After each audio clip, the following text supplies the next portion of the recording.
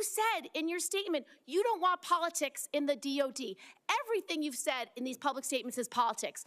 I don't want women, I don't want moms. What's wrong with a mom, by the way? Once you have babies, you therefore are no longer able to be lethal. I mean, you're basically saying women, after they have children, can't ever serve in the military in a combat role. It's a silly thing to say. It's a silly thing to say, beneath the position that you are aspiring to. To denigrate LGBTQ service members is a mistake. If you are a sharpshooter, you're as lethal regardless of what your gender identity is, regardless of who you love. So please know this to be a true statement. So you say it was a political thing. You say it undermined us, social engineering. I don't know why someone having to publicly say or not publicly say who they love is social engineering. I think having that policy in the first place was highly problematic. And as you said in your statement, do you agree anybody should be able to serve in the military if they meet the standards? Senator, as the President has stated, I don't disagree with the overturn of Don't Ask, Don't Tell. Great, because I don't want you thinking, can't serve if you're a mom, can't serve if you're LGBTQ, and then last, can't serve if you're a leftist. The statements you said about people who have views differently than you, that we're the enemy, are you saying that 50% of the DOD, if they hold liberal views or leftist views or are Democrats, are not welcome in the military? Are you saying that? Senator, I volunteered to deploy to Afghanistan under Democrat President Barack Obama.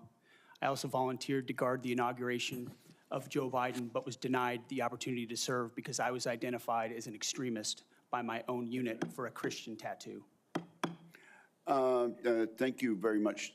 Senator Gillibrand, you held up a document and referred to it during your questioning. Would you like that entered into the record? It may be one without my marks.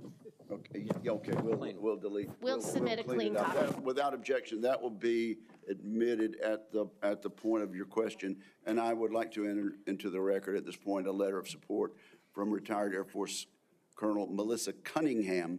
Colonel Cunningham supports Mr. Hegseth and mentions his warrior ethos, combat effectiveness, and maintaining military training standards. So without objection, both of those will be admitted, and I now recognize Senator Rounds. Thank you, Mr. Chairman. First of all, good morning. I'd like to thank you for your service to our nation in uniform and also your work on behalf of your fellow veterans and for your willingness to enter into this maelstrom of public service. I think the presence of so many veterans who have showed up to support you speaks volumes. I also want to recognize your family service and sacrifice. You know as well as anyone that it's not just the man that enters the arena, but it's the entire family who also works their way through this process as well. I appreciated our meeting with you and with your wife, Jennifer, this last month. And I thought that we had an excellent conversation, and I appreciate your statement and your answers to the advanced policy questions, especially your desire to bring a renewed focus on warfighting and lethality back to the Pentagon. I also respect and I appreciate my friend and colleague, Senator Gillibrand, and some of her questions, and I know that she had a number of them in there. You had an opportunity to respond very briefly. Were there any other responses that you would like to make or clarifications that you would like to make before I move on to my questions? Senator, thank you very much for the opportunity to meet and for the question. I would also acknowledge you were mentioning female engagement teams, which have shown a great deal of success on the battlefield. It would be and universally acknowledged as such. I've been in Iraqi homes where the language and gender barrier was real, and the ability to have someone there to help in that process would be a massive accelerant in mission success. So I recognize that reality. I also recognize that female engagement teams assigned to a SEAL team or a Green Beret team meet different standards also, which is okay because of the duty positions involved in that job. As far as politics, Senator, it has been the joy of my life to lead men and women in military outfits. When you're in combat or in training, there's a lot of conversations that happen. And you start to realize that a lot of people you're serving with share your political ideals or they don't. You find out There's Republicans, there's Democrats, there's Libertarians, there's Independents, there's Vegetarians, everything in between. None of that matters. It never mattered in how I led men and women, how I interacted with them, what missions we undertook. Politics has nothing to do with the battlefield, which is why President Trump has asked me to say, let's make sure all of that comes out. This is about warfighting capability, setting standards high, and making sure we give our boys, our men and women, everything they need to be successful on the battlefield. So politics can play no part in that, and I look forward to infusing that, as we always have inside our units. I appreciate you making that very clear. And one of the areas that we want to do our best is to provide for the equipment and the technical capabilities so that no young man or woman enters into a battle as a fair fight, and that they always have the advantage. Those are the types of questions that I'd like to get into right now, and I want to start by talking about something that sometimes gets a little bit into the weeds, but I think it's critical. Mr. Hegseth, from what I've heard from 24 senior DOD officials in hearings over the last 2 years, including the Secretary of Defense, every service chief, and 8 combatant commanders, is that sharing the portion of the spectrum, and this is in the weeds, I know, but I'm going to ask it to get it on the record, the 3.1 to 3.5 gigahertz band would have extremely serious consequences and very costly consequences on our warfighting capabilities. In fact, the Department of the Navy alone has estimated that relocating their systems to a different part of the spectrum band would cost them $250 billion. That's just for the destroyers that defend our coasts with the radars that they have in them. If confirmed, what will you do to make sure that the Department of Defense can maintain its access to and the use and to be able to maneuver within the electromagnetic spectrum at home and abroad? And would you be willing to literally go to the mat with the interagency to protect warfighter requirements for the use of the spectrum? Well, Senator, thank you for the question. And my job, in part, will be to go to the mat when necessary for things I believe are an absolute requirement for the Department of Defense and the men and women in uniform. There's no doubt about that. In this particular case, as far as spectrum, I look forward, as I've said before, getting a full class of, because this issue has come up a number of times in meetings. It's critically important with how our warfighters communicate across all services. So I'm going to get a classified briefing immediately about what that would, how it would impact the spectrum if it were to allow other companies or it to be Rest assured, China China would love to have our ability to use that part of the spectrum restricted. They would love that. Absolutely right. And so I will go in with eyes only toward ensuring we have the capabilities we need and there's no disruption when I take that brief. Thank you. In your advanced policy questions, you recognize a cooperative approach by China, Russia, Iran, and North Korea to undermine U.S. influence around the world. As you point out, aggression by any one actor would be an opportunity for others to engage the U.S. on multiple fronts along the continuum of the conflict. As we discussed in my office, neither of us wants to send our troops into a fair fight. We want to make sure that they have every advantage that the United States can give them, and that requires resources and reforms. Given the growing potential of a multi-theater conflict involving near-peer adversaries, what steps would you take to prepare the Department of Defense to simultaneously execute and sustain operations across multiple regions while maintaining readiness and deterrence globally? And I just have to make note, and I want to make it clear, we have language in this year's fiscal year 2025 National Defense Authorization Act calling for a review of the department's operational plans. And I just want to make sure that you're aware of that, and that we will have, if we have a fight with one, the chances are very good that we're going to have two battles or two different battlegrounds at the same time. Senator, which is why I believe our country's incredibly fortunate to have a new commander-in-chief in Donald Trump, who through the strategic approach he has taken with allies and against foes has prevented wars and is determined to do the same. That's our chief job, is deter and prevent wars. My job, should I be confirmed at the Secretary of Defense, is to ensure we have the right prioritization of assets and strategy, and then the tools in the toolbox necessary, the pointiest possible spear for President Trump to wield if necessary as the last resort. So President Trump at the helm, I think, will go a long way in making sure our enemies know there's a new sheriff in town. Thank you. Thank you, Mr. Chairman. And thank you very much, Senator Blumenthal. Thanks, Mr. Chairman. Thank you for having this hearing. Thank you for being here, Mr. Hegseth. And I want to join in expressing appreciation and respect for your service to our country, and thanks to all the veterans who are here today, and thank you for your service as the ranking member of the Veterans Affairs Committee. I hope we can focus on doing better for our veterans and doing better in management of the Department of Defense. There's always room for improvement.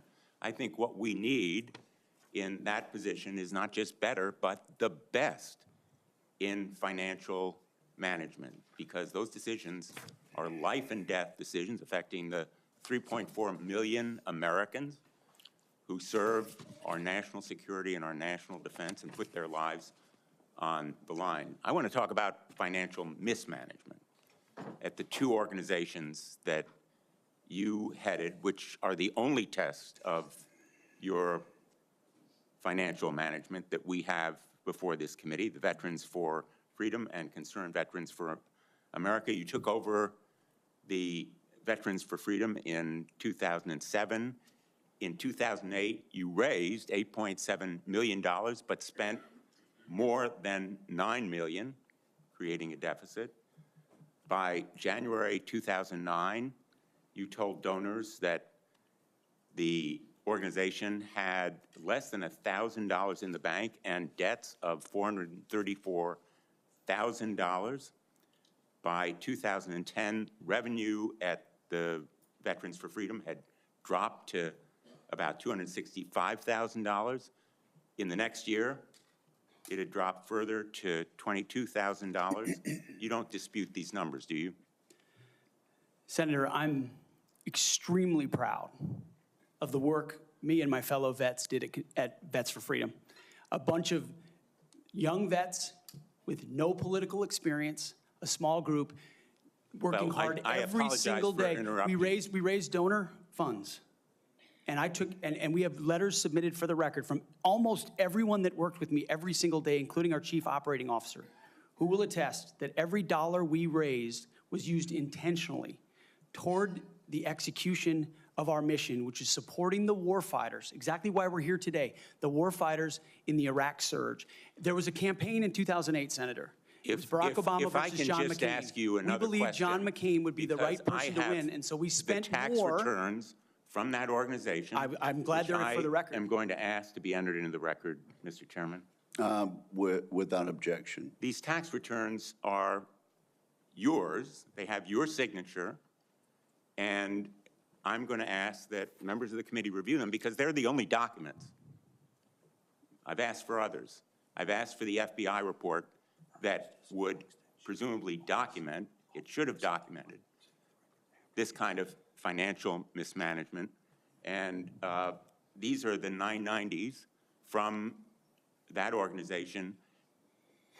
By the year of 2011, donors had become so dissatisfied with that mismanagement, they, in effect, ousted you. They merged that organization with Military Families United, and thereafter, you joined a second organization as executive director. In between, Senator, I went to Harvard University for 2 years and Afghanistan.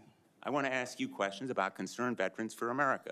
Again, another set of tax returns, the 990s from that organization. I ask they be made part of the record, Mr. Chairman. Without objection, both of those returns are now part of the record. 2011 to 2016. At the end of 2013, shortfall of $130,000. At the end of 2014, shortfall of $428,000. You had a surplus the following year, but then another deficit of $437,000. By the time you left, that organization had deep debts, including credit card transaction debts of about $75,000. That isn't the kind of fiscal management we want at the Department of Defense. We can't tolerate it. at the Department of Defense. That's an organization with a budget of $850 billion, not 10 or 15 million, which was the case at those two organizations. And it has command responsibility for 3.4 million Americans. The highest number that you managed in those two organizations was maybe 50 people. Let me ask you, how many men and women now serve in the United States Army? What is Sen's strength? Senator, I would like an opportunity to respond to Well, I've asked you a impugning of question. my leadership of a How many men veterans and women organization. Concerned currently Veterans for serve? America. You're on the VA committee, sir, and I appreciate your service there. The VA Accountability Act and the Mission Act were all brainchilds of Concerned Veterans for America. We used our donor money very intentionally and focused to create policy that bettered the lives of veterans. Mr. Hegseth, I'm asking you a very simple question. How many men and women currently serve in the United States Army? Senator, the United States Army, 450,000 on active duty, sir. And how many in the Navy? And the Navy is 425, sir. Well, it's 337 this year. How many in the Marine Corps? 175,000, sir. 172,300. Those numbers dwarf any experience you had by many multiples. I don't believe that you can tell this committee or the people of America that you are qualified to lead them. I would support you as the spokesperson for the Pentagon. I don't dispute your communication skills, but I believe that we are entitled to the facts here. I've asked for more documents. I assume you'd be willing to submit to an expanded FBI background check that interviews your colleagues, accountants, ex-wives, former spouses, sexual assault survivors, and others, and enable them to come forward. Senator, I'm not in charge of FBI background checks. But you would submit to it and support it. I'm not in charge of FBI background checks. Thank you, Senator Blumenthal.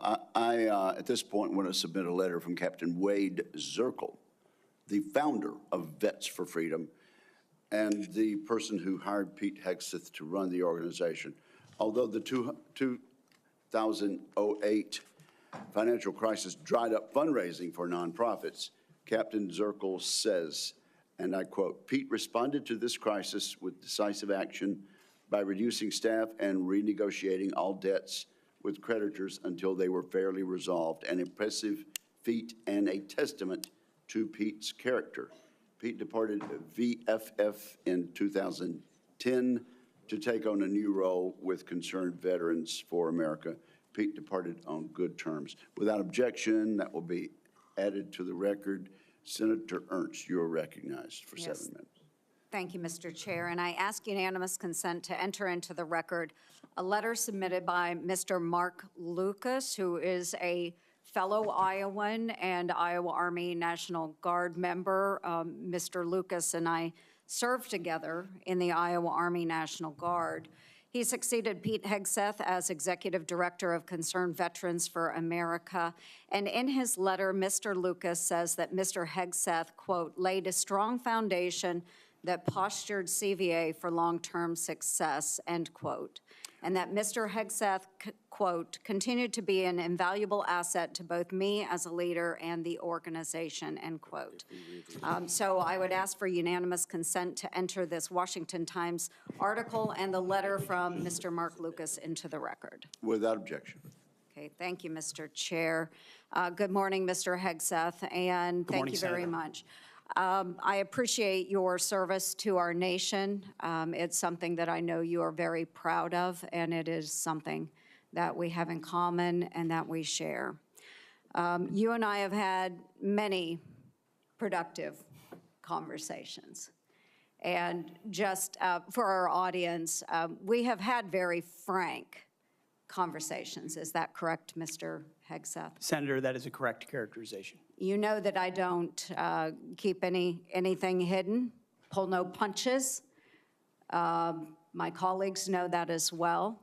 So I do appreciate you sitting down and allowing me the opportunity to question you thoroughly on those issues that are of great importance to me. Just to recap those issues, 3 that are very important. One is the DOD and making sure that we have a clean audit. The second is women in combat, and we'll talk a little bit more about that in a moment. And the third was maintaining high standards and making sure that we are combating sexual assault in the military. Okay, so Mr. Hegseth, I'm going to address the issue because this will tie into some of the financial concerns that have been raised here as well. And it's why, you know, I, trusting my fellow Iowan, asked for unanimous consent of his letter to go into the record. But like me, a lot of Iowans are really, really concerned and upset about the wasteful Washington spending and of course, in our Pentagon. It's an issue that I have been combating for years. So there's significant room for greater efficiency and cost cutting within the department. And the DOD is the only federal agency that has never passed an audit. As the Senate DOJ caucus chair and founder, that's unacceptable to me, and it should be unacceptable to you as well. So I appreciate that you mentioned that in your opening statement. What are those steps that you will take to ensuring the Pentagon has a clean audit by the year 2028?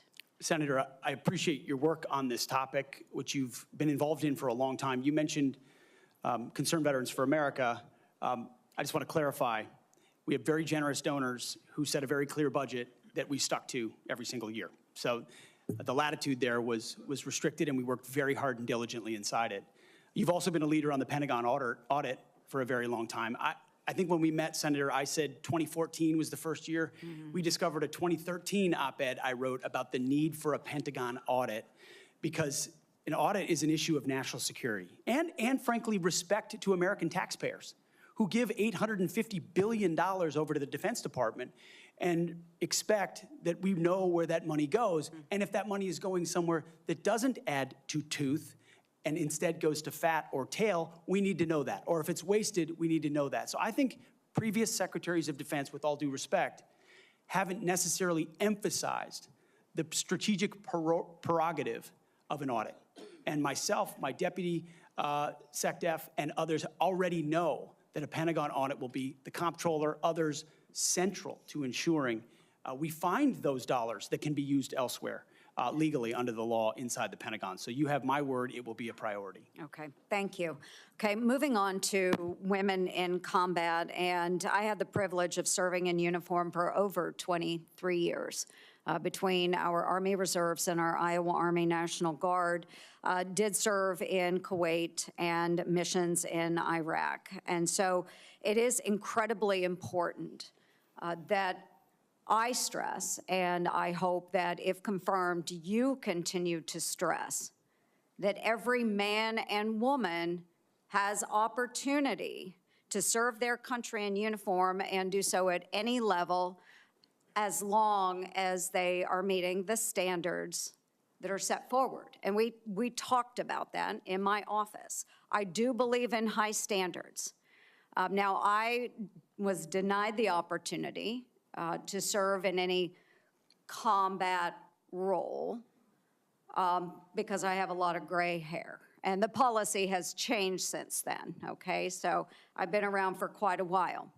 But for the young women that are out there now and can meet those standards, and again, I'll emphasize they should be very, very high standards. They must physically be able to achieve those standards so that they can complete their mission.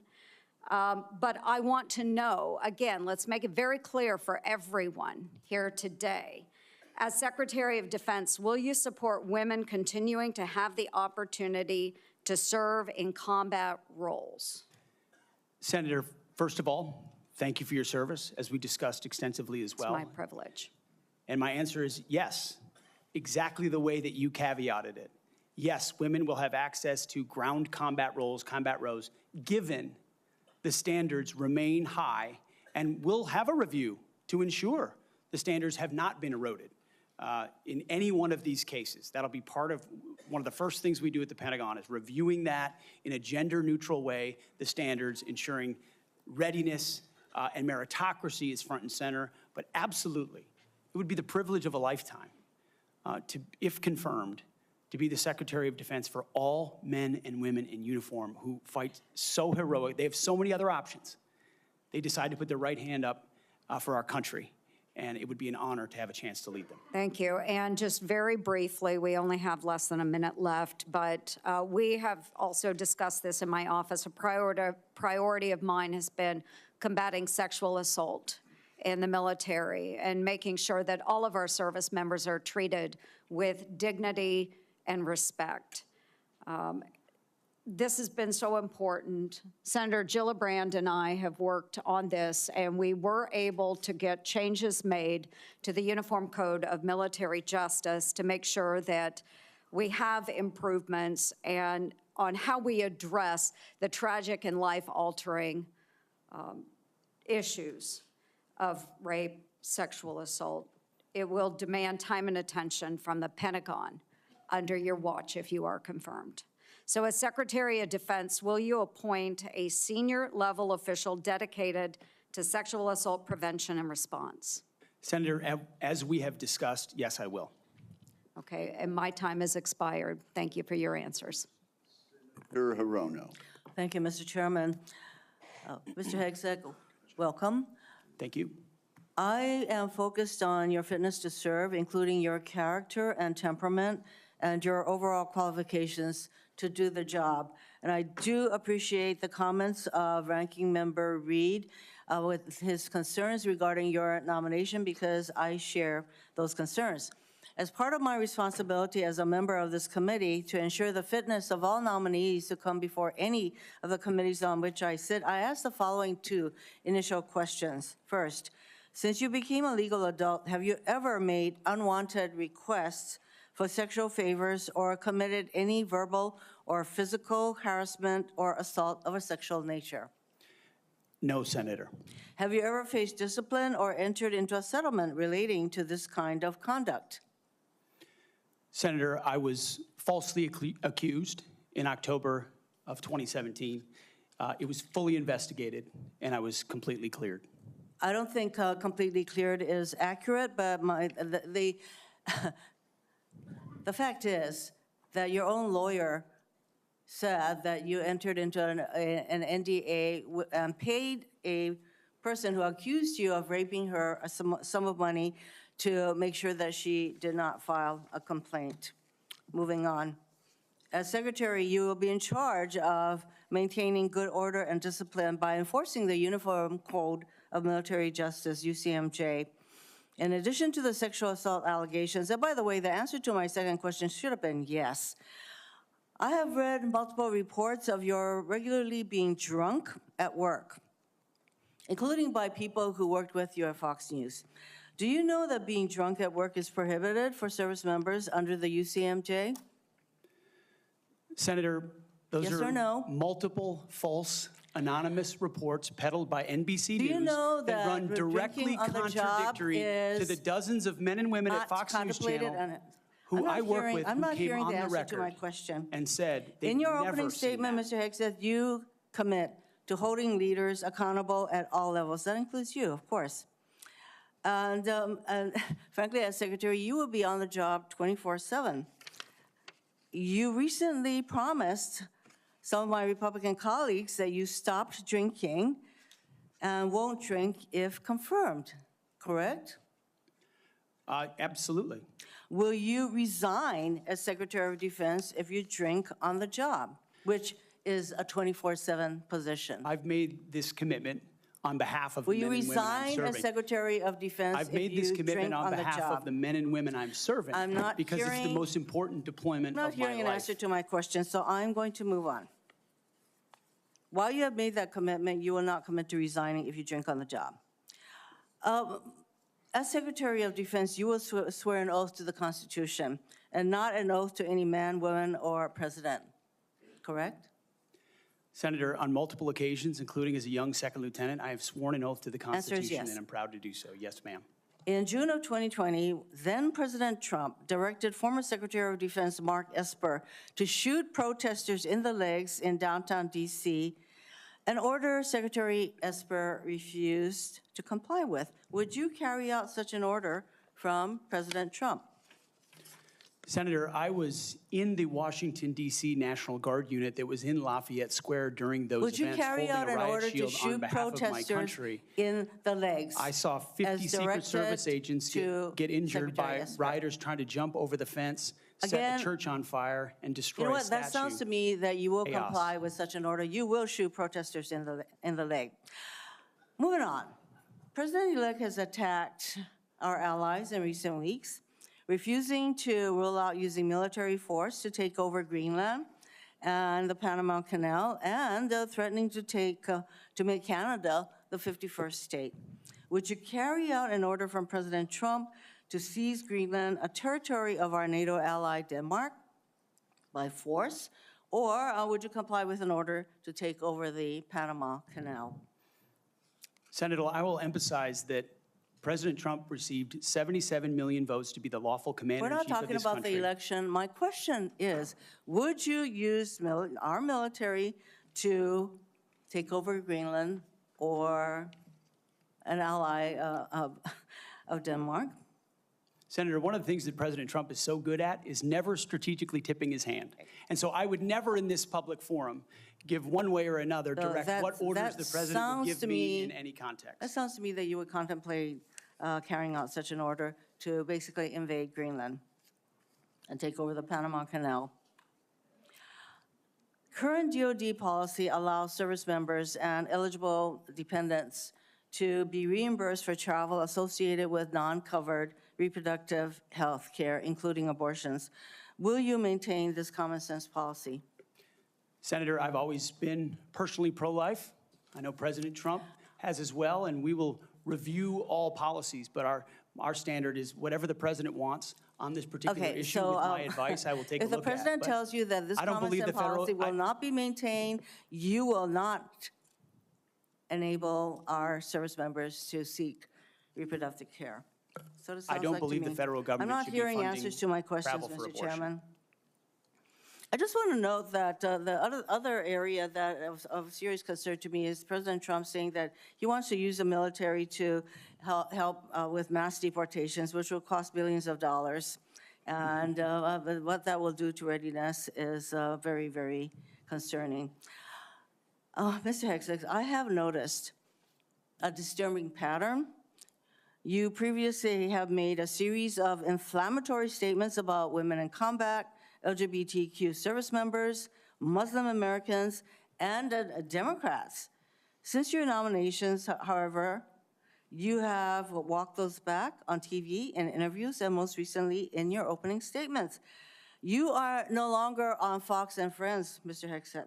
If confirmed, your words, actions, and decisions will have real impacts on national security and our service members' lives. There are close to 3 million personnel in the Department of Defense, $900 billion budget. I hardly think you are prepared to do the job. Thank you, Mr. Chairman. Senator, Thank you. That wasn't a question, Mr. Hegseth. Thank you, Senator Rono. Senator Sullivan. Thank you, Mr. Chairman and Mr. Hegseth. Congratulations on your nomination, and thank you and your family for your service and sacrifice. thank you, Senator. Now for the most important question you will receive all day. In 1935, before the Congress, the father of the United States Air Force, General Billy Mitchell, was testifying about a certain place in the world. He said, quote, "I believe that in the future, whoever holds this place will control the world. This location is the most strategic place in the world." What place was Billy Mitchell talking about? And let me give you a hint, it wasn't Greenland.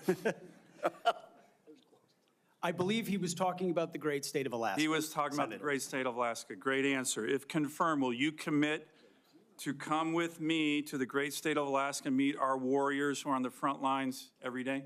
Senator, I have, and as I mentioned to you in the past, I did a brief training exercise up at Fort Wainwright at a previous part of my military life. I look forward to returning. Great. And I will say, we are on the front lines with this new era of authoritarian aggression in Alaska. The last 2 years, we've had Chinese and Russian naval task forces, joint strategic bomber task forces in our EEZ, in our ADIZ, and after his election, President Trump put out an extensive statement on Alaska, which included the following statement: "We will ensure Alaska gets even more defense investments as we fully rebuild our military, especially as Russia and China are making menacing moves in the Pacific." Mr. Hegseth, if confirmed, will you work with me, this committee, and the incoming Commander-in-Chief on continuing to build up our military assets and infrastructure in Alaska to reestablish deterrence in the Arctic and in the Indo-Pacific? If confirmed, Senator, it would be a pleasure to work alongside you and this entire committee to recognize the very real threat in the Indo-Pacific, the very real ways, even these past couple of weeks, that Russia has attempted to probe and push in and around Alaska, and also the very real strategic significance of Alaska vis-a-vis shipping lanes through the Arctic. There are many, many ways in which Alaska is strategically significant, and with a necessary shift toward Indo-PACOM, Alaska, by necessity, will play an important role in that. Thank you, Ms. Hegseth. I very much appreciate your focus on lethality and warfighting. We desperately need it. I want to provide a few examples of the Biden woke military, which is not focused on readiness or lethality, and want to get your comments on it. Nobody wants an extremist or racist in our military, but one of the most disgraceful and shameful things I've seen over the past 4 years as a senator on this committee and as a Marine Corps Reserve officer was on day one, the Biden administration played up a false and insulting narrative that our military was chock full of racists and violent extremists. This reached a pinnacle in this committee when Biden's Undersecretary of Policy, Colin Kahl, the #3 guy at the Pentagon, testified that one of his top goals would be to, quote, ending violent extremism and systemic racism within the ranks of the military. He had no data on this. The media loved it, fanned the flames, wrote baloney stories on this false narrative. Disappointingly, some of my colleagues on the other side of the aisle here reinforce this ridiculous narrative, one even suggesting that almost 10% of our uniformed military was extremists, 200,000 members. Ridiculous, by the way, from this committee on the other side of the aisle. Mr. Hegseth, unlike Undersecretary Kahl, you have a lot of experience with our military. Do you believe the military is a systemically racist organization? And if confirmed, will you commit to defend, not denigrate, our troops? Senator, I was also offended by those comments because anyone who's been on active duty in the National Guard, man, woman, in units, understand that is fundamentally false. By the way, there's 3 studies, to his credit, Secretary Austin put out one of them, that said exactly what you just said. Fundamentally false. Senator, they knew it. Anyone who'd been in a unit knew it. One could argue that if not the least, one of the least racist institutions in our country is the United States military. That's Being right. a racist in our military has not been tolerated for a very long time. One of the Never in my greatest civil formations, rights never in other organizations in America. Would you agree the U.S. military is one of the most forward-leaning, probably one of the greatest civil rights organizations in American history? No doubt. Let me turn to another one. Last year at a hearing before this committee, I called on the Biden Secretary of the Navy to resign because he's failing in his ability to build ships. We are being completely outbuilt in terms of ships by the Chinese, and yet this Secretary of the Navy has been focused on climate change, not building ships in lethality.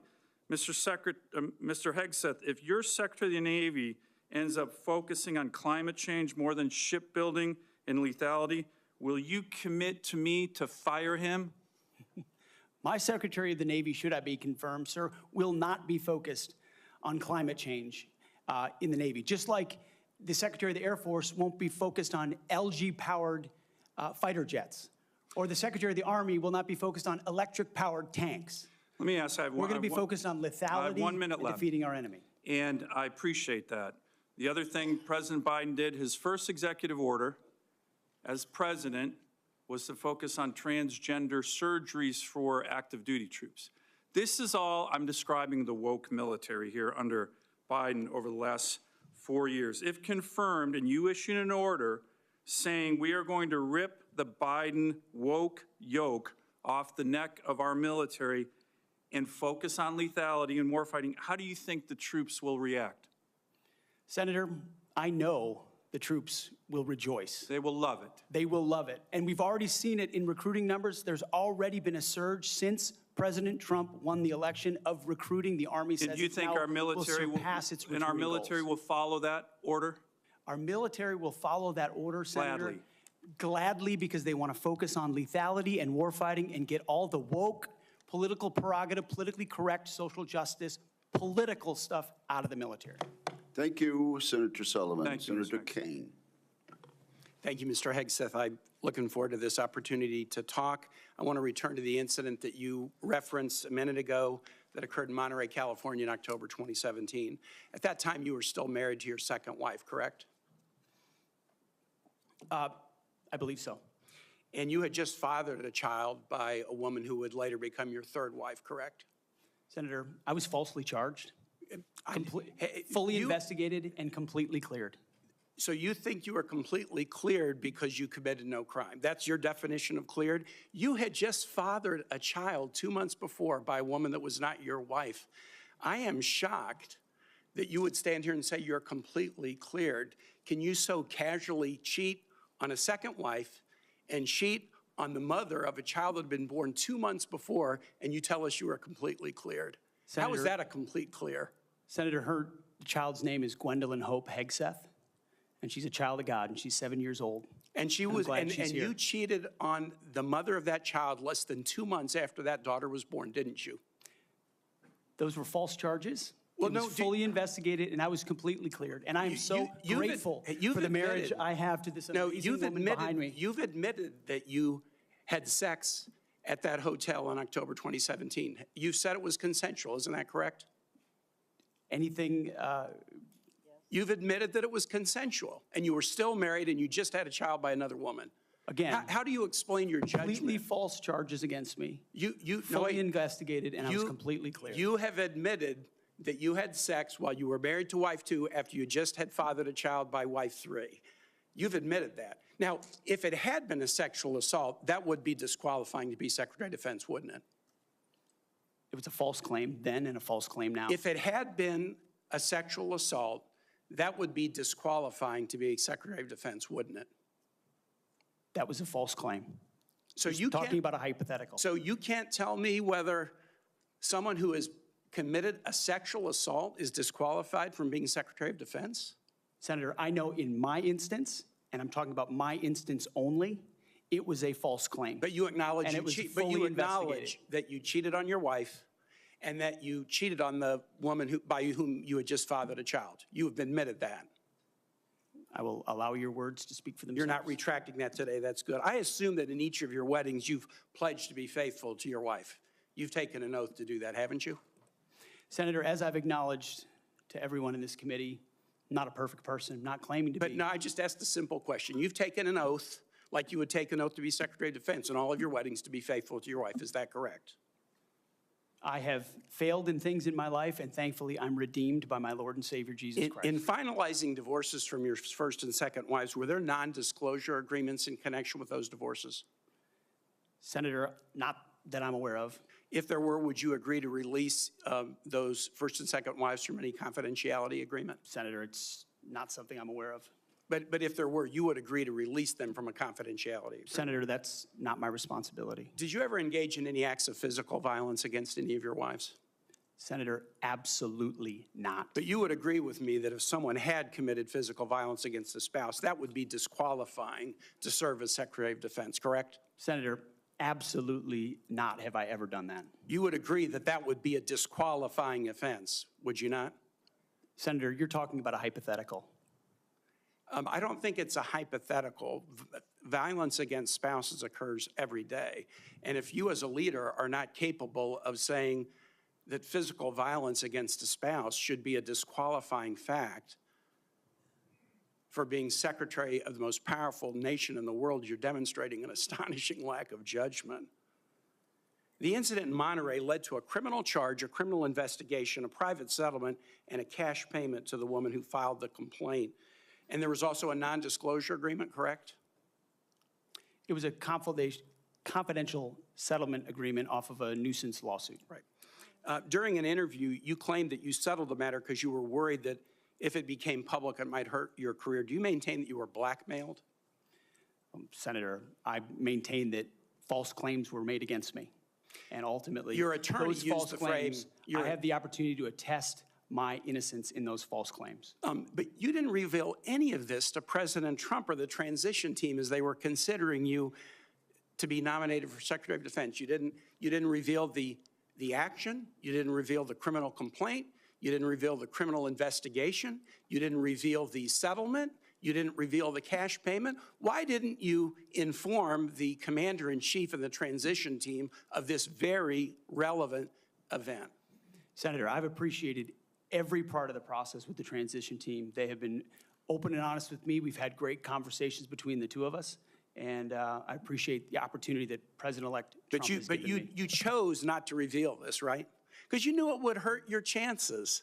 So you chose not to reveal this really important thing to the commander-in-chief and the transition team because you were worried about your chances rather than trying to be candid with the future president of the United States. Are there any other important facts that you chose not to reveal to the president-elect and his team as they were considering you to be Secretary of Defense?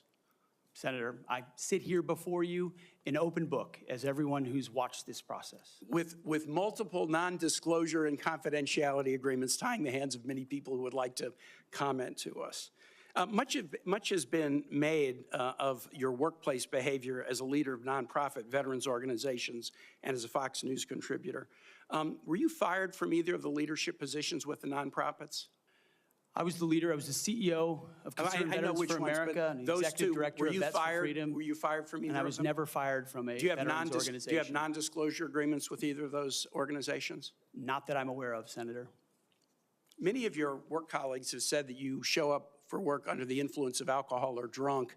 I know you've denied that, but you would agree with me, right, that if that was the case, that would be disqualifying for somebody to be Secretary of Defense. Senator, those are all anonymous false claims, and the totality they're not anonymous. The letters on the record here. They're not anonymous. On the record, people We've seen records with names attached to them. Vets for Freedom, Concerned Vets for America, and Fox News attributing to me working hard every day on behalf of One of your mission. colleagues said that you got drunk at an event at a bar and chanted, "Kill all Muslims." Another colleague, not anonymous, we have this, said that you took coworkers to a strip club. You were drunk, you tried to dance with strippers, you had to be held off the stage, and one of your employees in that event filed a sexual harassment charge as a result of it. Now, I know you denied these things, but isn't that the kind of behavior that, if true, would be disqualifying for somebody to be Secretary of Defense? Senator, anonymous false charges. They're not anonymous. And I'll just conclude and say this to the chairman. You claim that this was all anonymous. We have seen records with names attached to all of these, including the name of your own mother. So don't make this into some anonymous press thing. We have seen multiple names of colleagues consistently throughout your career that have talked about your abusive actions, Chairman, attitudes, I think he's words, over and his time. statements He's to way women. over his time. I now yield. And thank you very much. I now ask unanimous consent to enter into the record a family court order concerning the appointment of parenting time between Mr. Hegseth and Mrs. Samantha Hegseth. It states that there were no claims of domestic abuse or probable evidence of abuse in the relationship. Without objection, that will be added to the record. And we now move to Senator Kramer. Thank you, Mr. Chairman. Thank you, Mr. Hegseth, for your service, for your willingness to endure this. And I'm sorry for what has been happening to you, particularly the very idea that you should have to sit there and answer hypothetical potential in somebody's imagination crimes that may take place at some point, and wouldn't that disqualify you if you were a murderer or if you were a rapist? Unfair, and I'm embarrassed for this behavior. But first, I want to say thank you for your strong proclamation, unapologetic proclamation of faith in Jesus Christ. I sat here and listened to your opening statement and thought, wow, this is a guy who in today's culture is willing to stand up and say the first thing is first, faith in Jesus Christ. And I was reminded of what Christ said in Matthew, seek ye first the kingdom of God and his righteousness, and these things shall be added unto you. You are going to have a great future as our secretary, and I look forward to that day happening. I also want to get back to, you mentioned, and it got rather dismissed quickly, pivoted, as a lot of things do. You'd mentioned that you were not able to serve with your National Guard unit in the protection of the inauguration of Joe Biden because of a tattoo, a Christian tattoo. Can you elaborate just a little bit on what is this very offensive, extremist, racist tattoo that you have? It's a tattoo I have right here, Senator. It's called the Jerusalem Cross. It's a historic Christian symbol. In fact, interestingly, recently I attended briefly the memorial ceremony of former President Jimmy Carter on the floor of our National Cathedral. On the front page of his program was the very same Jerusalem Cross. It is a Christian religious symbol. And when the events happened before preceding the Biden inauguration, I was a part of the mobilization to defend that inauguration as someone who'd been a proud supporter of Donald Trump, but also a member of the military, had orders to come to Washington, D.C. to guard that inauguration. And at the last minute, those orders were revoked. I'd never had orders revoked before. I'd been on orders to a lot of places to do a lot of difficult and dangerous things. They were revoked, and I was not told why. Later, when I wrote my book, I was able to get information. It was because I had been identified. Someone who'd served in Iraq, in Afghanistan, in Guantanamo Bay, holding a riot shield outside the White House. I'd been identified as an extremist, as someone unworthy of guarding the inauguration of an incoming American president. And if that's happening to me, Senator, how many other men and women, how many other patriots, how many other people of conscience? We haven't even talked about COVID and the tens of thousands of service members who were kicked out because of an experimental vaccine. In President Trump's Defense Department, they will be apologized to, they will be reinstituted with pay and rank. Things like focusing on extremism, Senator, have created a climate inside our ranks that feel political when it hasn't ever been political. Those are the types of things that are going to change. And Senator Sullivan, you mentioned that study. After a whole study was held, extremism working group study, 100 extremists were identified in the ranks of 3 million. And most of those were gang-related. So it was a made-up boogeyman to begin with. You, Mr. Hegseth, are not the extremist. The people who would deny you your expression of faith are the extremists. They're the racists. They're the bigots. You're the one that is protecting their right to be one. Thank you for that. I want to go to another point in your opening statement, and it's summarized in this beautiful one-sentence paragraph. You said, quote, leaders at all levels will be held accountable, and warfighting and lethality and the readiness of the troops and their families will be our only focus. At that moment, in my mind's eye, I heard soldiers, airmen, Marines, sailors, guardians from the Pentagon to the Pacific and everywhere in between applaud. And they're thinking, it's about time. I can get on board with that idea. And quite honestly, and I want to get to this because I think it's so important. I would say, I don't know, just about maybe everyone, I'm trying to think of an exception to this, that wears the uniform that has ever come before this committee or that I've met with privately, publicly, that I've been on tours with, that I've traveled with, that wear the uniform, whether it's with 4 stars or no stars, agrees with that statement. And I just want to caution you, and I'd be interested in your feedback on this. You know, there's been a lot of talk about firing woke generals, creating the purge group and all those things you and I have talked about. I would say give those men and women a chance under new leadership. You know, my favorite painting in the rotunda is of George Washington retiring his commission, establishing on day one, a man who could have been king, chose to be a civilian leader of this country.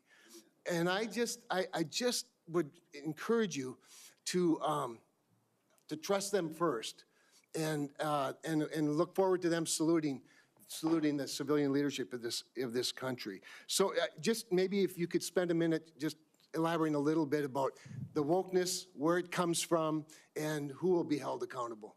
The wokeness comes not from the uniform ranked, Senator, but from the political class.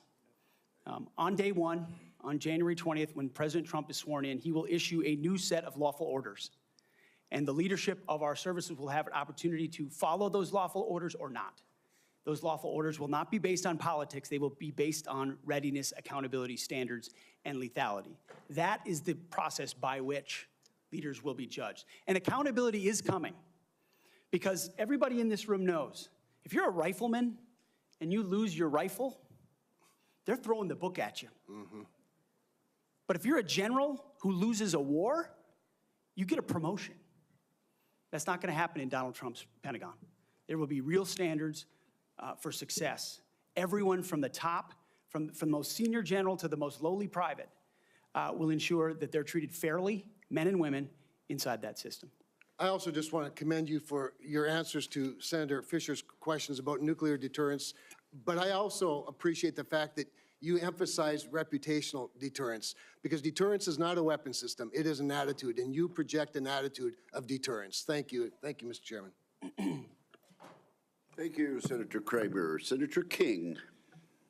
Thank you, Mr. Chairman. Mr. Hegseth, welcome to the committee. Thank you, Senator. You've made several references to your religion today. I share that devotion to Christianity, but I must say I've been reminded somewhat of Saul on his way to Damascus. You seem to have been converted over the last several weeks and several months. You wrote in your book just last year that, but if we're going to, this is the book, War on Warriors, but if we're going to send our boys to fight, and it should be boys, we need to unleash them to win. Later on, our boys should not fight by rules written by dignified men. Which is it? Is it only boys can fight? I mean, you've testified here today that you believe in women in combat, but you didn't just last year. How do you explain your conversion? Senator, my testimony is clear. Writing a book is different than being Secretary of Defense, and I look forward to leading the men and women of our military. And my comment there, Senator, was about the burdensome rules of engagement that members of our generation, men and women, have seen on the battlefield. And one thing President Trump changed in meaningful ways that led to meaningful developments on the battlefield.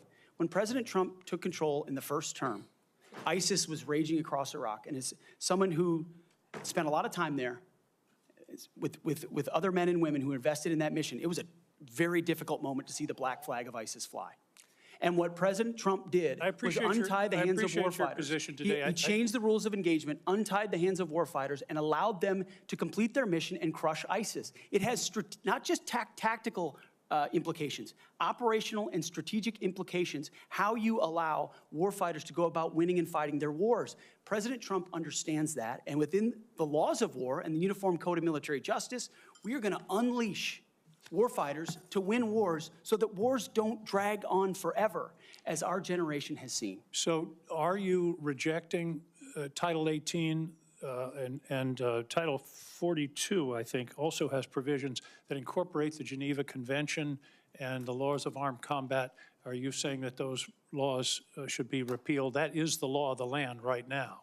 Senator, we have laws on the books from the Geneva Conventions into the Uniform Code of Military Justice, and then underneath that you have layers in which standard or temporary rules of engagement are put into place. We fight enemies also, Senator, as our generation understands, that play by no rules.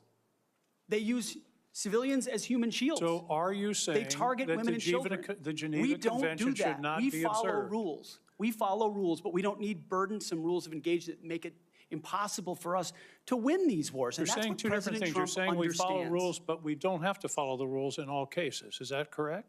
Senator, I'm making burdensome rules. Senator, I'm making an important tactical distinction that warfighters will understand. That there are the rules we swear an oath to defend, which are incredibly important, and this committee understands and helps set them. And then there are those echelons above reality, from, corps to division to brigade to battalion, and by the time it trickles down to a company or a platoon or a squad level, you have a rules of engagement that nobody recognizes. And then it makes you incredibly difficult to actually do your job on the battlefield. That's the kind of assessment and look that an Army major will give to this process if I was confirmed to be the Secretary of Defense. Your quote is, true understanding of that. Your quote in 2024, our boys should not fight by rules written by dignified men in mahogany rooms 80 years ago. That would be the Geneva Convention. America should fight by its own rules, and we should fight to win or not go in at all. Are you saying that the Geneva Convention provisions, which clearly outlaw torture of prisoners, should not apply in the future?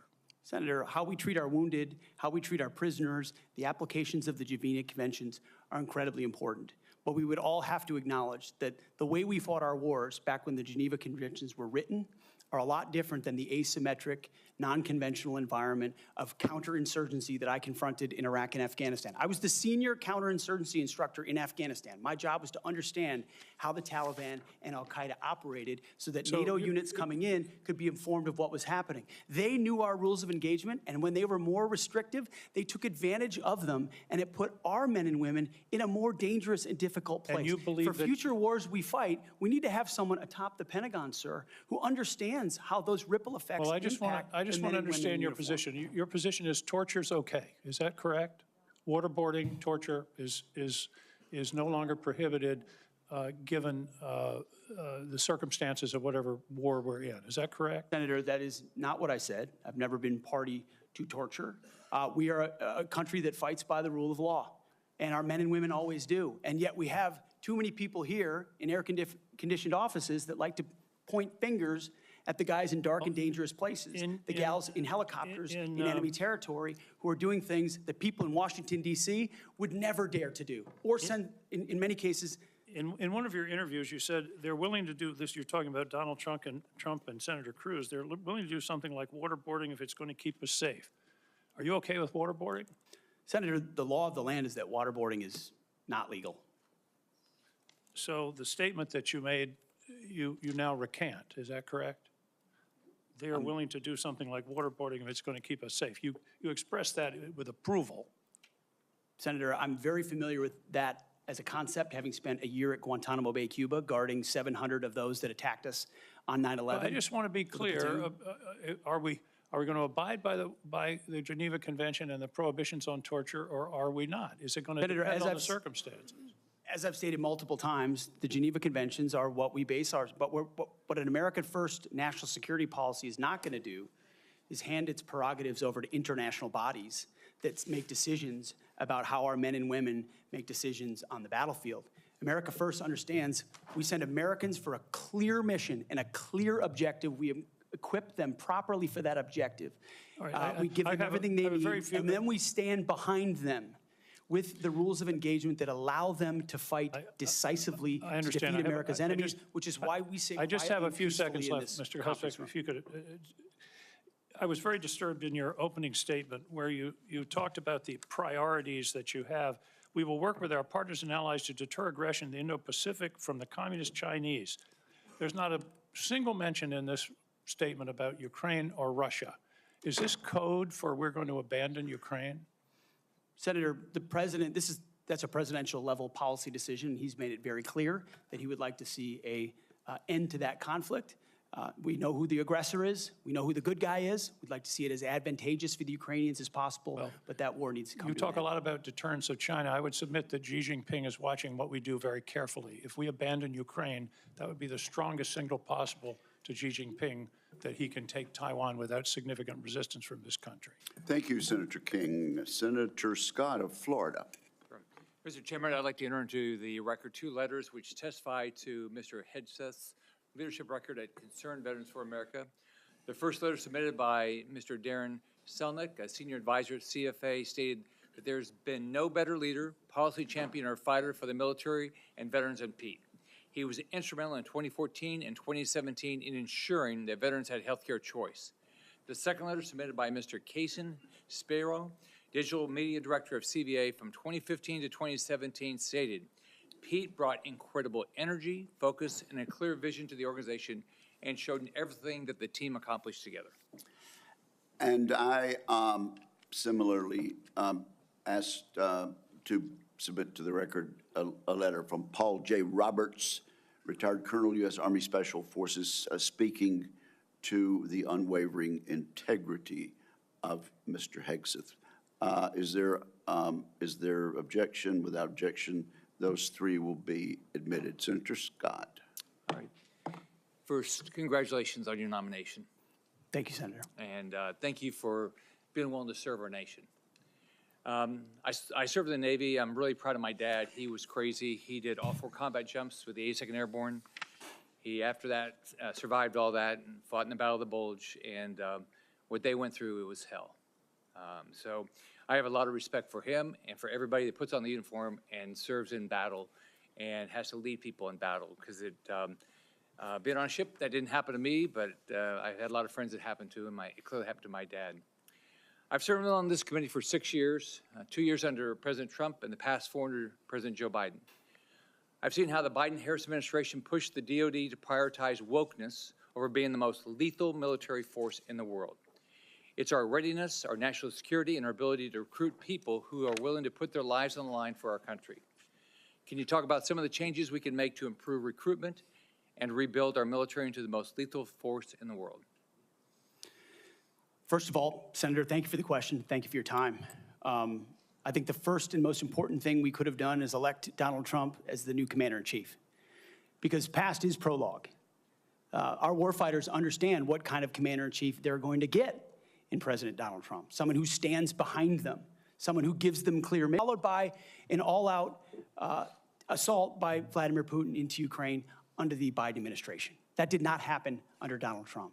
Donald Trump managed the Taliban. Under the Biden administration, Afghanistan collapsed tragically, ending in the lives of 13 at Abbey Gate, who we remember every single day, and no one was held accountable for that. Chinese spy balloons were flying over the country. None of that happened under Donald Trump, and our warfighters understand that. So there's no better recruiter, in my mind, for our military than President Donald Trump. My job is to come alongside him, should I be confirmed, and continue to emphasize his emphasis on warfighting, on getting anything that doesn't contribute to meritocracy out of how decisions are made inside the Pentagon. What gender you are, what race you are, your views on climate change, or whether you are a person of conscience and your faith should have no bearing on whether you get promoted or whether you're selected to go to West Point or whether you graduate from Ranger School.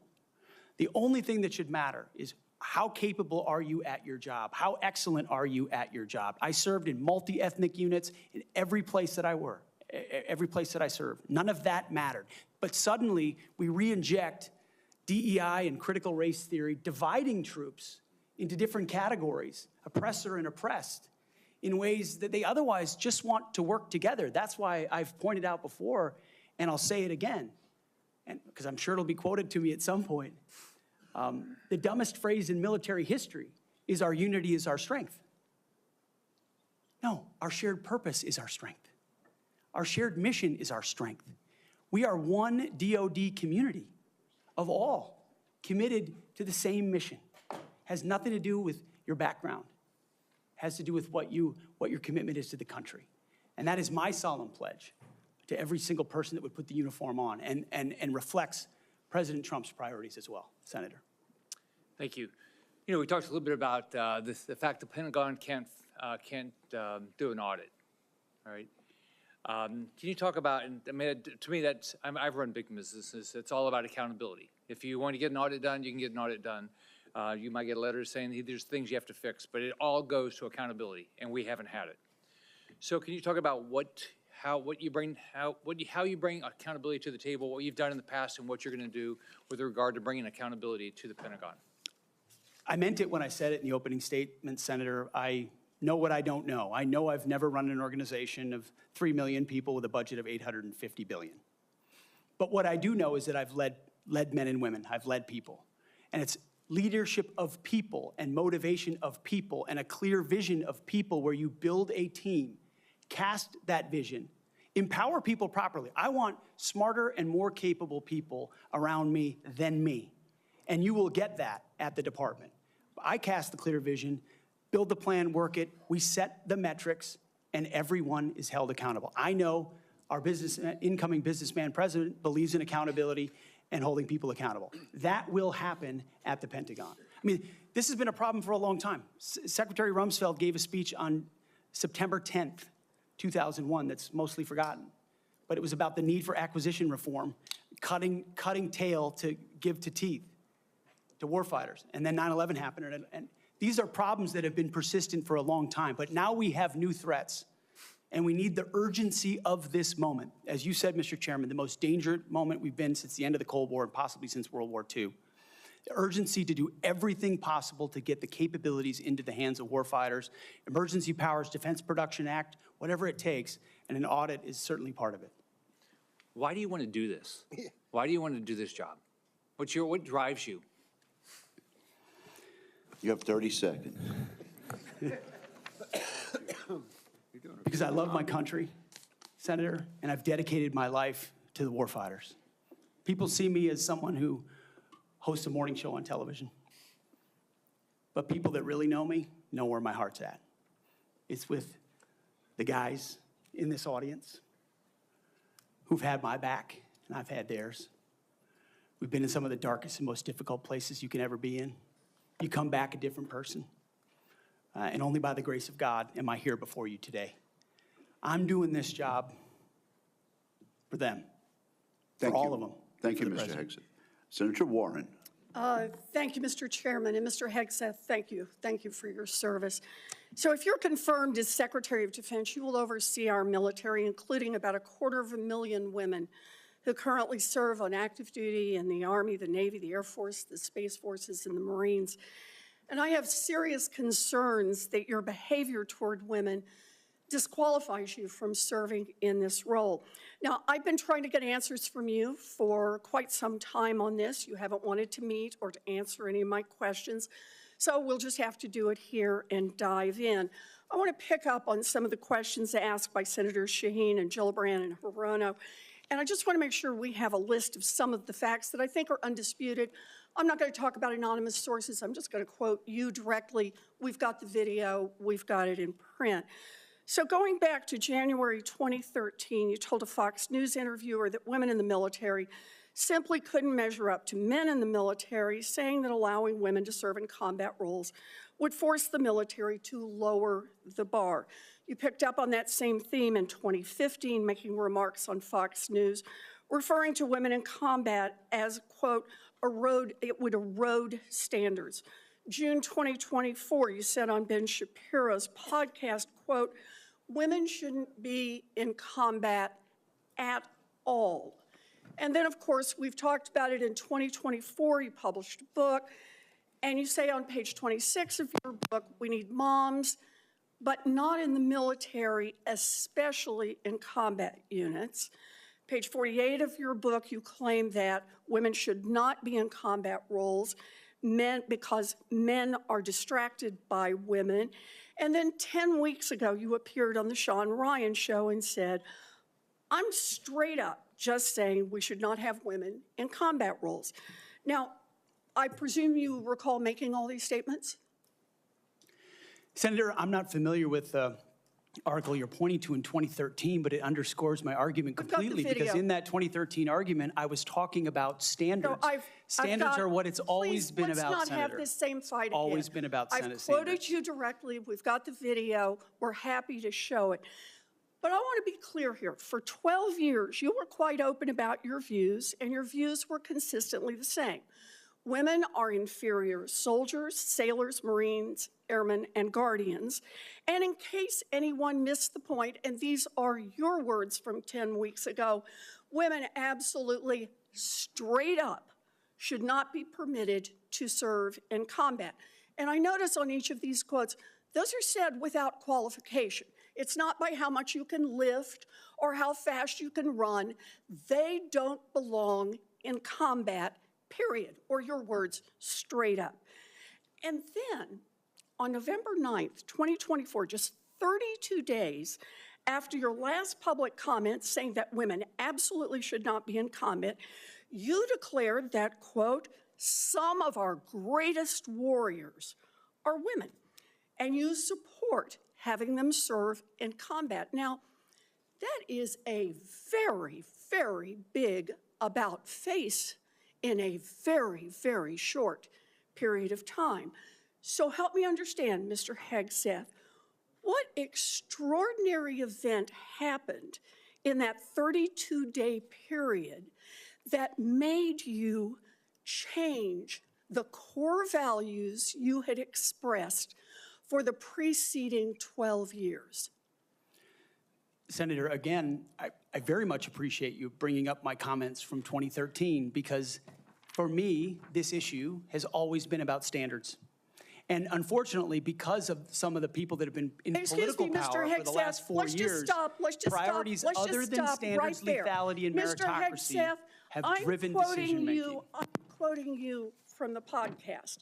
Women shouldn't be in combat at all. Where is the reference to standards? That they should be there if they can carry, if they can run? I don't see that at all, Mr. Hegseth. What I see is that there's a 32-day period in which you suddenly have another description about your views of women in the military. And I just want to know, what changed in the 32 days that the song you sang is not the song you come in here today to sing? Senator, the concerns I have and the concerns that many have had, especially in ground combat units, is that in pursuit of certain percentages or quotas, standards have been changed. And that makes the combat more difficult let me make a for everybody suggestion involved. about what happened in that 32 days. You got a nomination from President Trump. Now, I've heard of deathbed conversions, but this is the first time I've heard of a nomination conversion. And I hope you understand that many women serving in the military right now might think that if you can convert so rapidly your long-held and aggressively pursued views in just 32 days, that 32 days after you get confirmed, maybe you'll just reverse those views and go back to the old guy who said straight up, women do not belong in combat. Now, Mr. Hegseth, you have written that after they retire, generals should be banned from working for the defense industry for 10 years. You and I agree on the corrosive effects of the revolving door between the Pentagon and defense contractors. It's something I would have liked to talk with you about if you'd come and been willing to visit with me. But the question I have for you on this is, will you put your money where your mouth is and agree that when you leave this job, you will not work for the defense industry for 10 years? Senator, it's not even a question I've thought about because it's not one right now.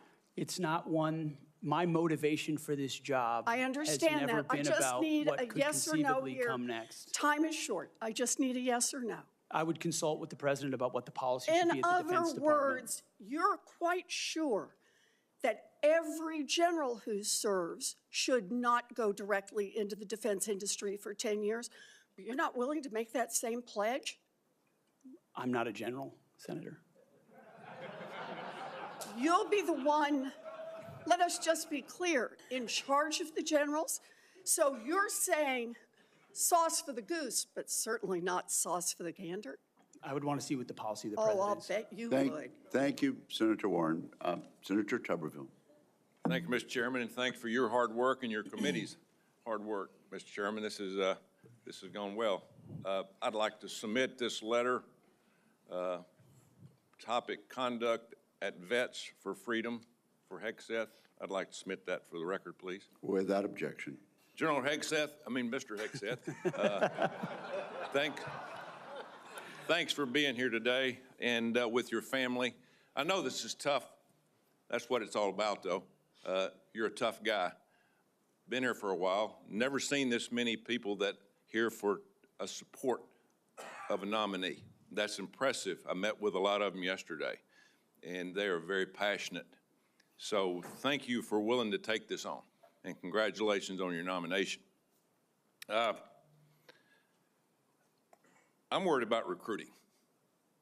I mean, we can look at everything out there and talk about all these things, these narratives, but at the end of the day, I came from a team sport where the players actually won the games.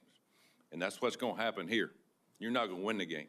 Now, you're going to set the precedent. You're going to get the blame or the credit, but there's going to be people that's going to be under you that's going to set the precedent for the future of our country. Now, the war games that we play on our computers with our adversaries right now, for us, it don't look good because our military, we're in trouble.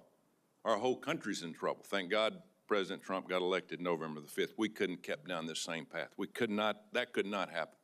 I met with a couple of generals this summer. Coach, we're spending more money on transgender restrooms than we are coverings for $100 million airplanes. That's not acceptable. We can't do that. That's not what this is about.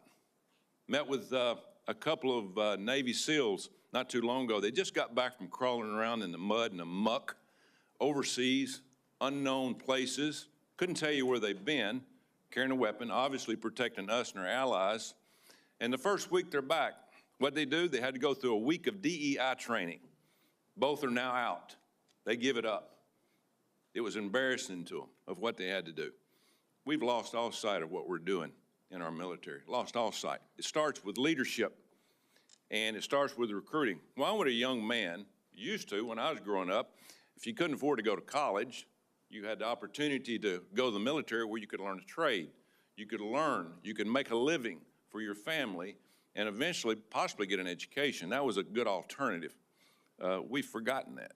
We've forgotten it. We can't give up on our young people. Young people are our #1 commodity in this country, and they're the ones that's going to live and die for the freedom of this country in the future. So, again, thank you for taking this on. Recruiting. Our service academies are meant to serve as our primary commissioning source of officers. It now appears that they are a breeding ground for leftist activists and champions of DEI and critical theory. Now, not all, but some, and some is way too much. How are we going to eliminate this, Mr. Hegseth? How are we going to get this back on track to where we grow our leaders? I had a young man that forever he wanted to go to West Point. I got him a nomination, I got him accepted, and he turned it down. He says, Coach, I'm not getting involved with that mess. How are we going to overcome this? Senator, thank you for the question. And I think it comes down to leadership, clear leadership. From President Trump through me, should I be nominated? And that's what soldiers, sailors, airmen, Marines, and Guardians see, is clear leadership. It says, this is what we believe. This is the mission we're going to give you. Here's the equipment we're going to give you, and here's how we're going to support you. Because the military, at a lot of levels, Senator, has been for generations a family business. You know, my grandfather served, my father served, I served, my daughter served. The chain that chain has started to break with generations of people my age and older talking to their kids and grandkids, wondering, pondering, do I want them to serve? Will my country use them responsibly? When that kind of doubt is cast, you get serious recruiting problems like we do right now. You get questions about whether I want my son or daughter to follow my path in West Point, which I've heard multiple times. Would I want my, and so you have to rip, root, and branch the politics and divisive policies out of these institutions and then focus them on creating and preparing actual future military leadership. West Point traditionally is focused on engineering, and rightfully so, because in our fighting forces across all services, we need the best and brightest minds in engineering, in addition to military studies. That's what I did at ROTC at Princeton, military science.